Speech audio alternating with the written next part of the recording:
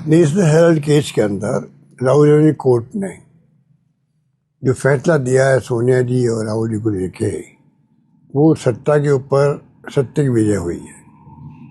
जब केस किया गया था तब भी लग रहा था इस केस में कोई दम नहीं है, गांधी परिवार को बदनाम करने की साजिश है सरकार की।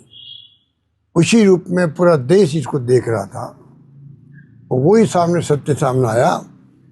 अभी थोड़े दिन पहले ही जब ईडी ने पुनः उसी केस को लेकर के दिल्ली पुलिस में जब एफआईआर दर्ज करवाई तो और ये पक्का हो गया कि इनको मालूम है कि कोर्ट में क्या फैसला आने वाला है। आखिर में मैं इसीलिए कह रहा था, सत्ता पे विजय हुई है सत्य की। इनको मुंह की खानी पड़ी है और समझ जाना चाहिए इनको किस प्रकार से इन्होंने लगातार 54 घंटे तक राहुल गांधी जी पूछताछ करी। सोनिया जी बीमार थी तब भी बुलाया गया उनको।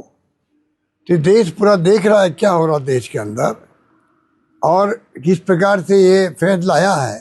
मैं समझता हूँ पूरे देश को ये जानकारी हो गई कि इस केस में कोई दम नहीं है। पंडित नेहरू ने 1938 को जो अखबार शुरू किया था उसको लेकर के आज जिस प्रकार का ये तमाशा कर रहे हैं उसको ये देश कभी माफ नहीं करेगा।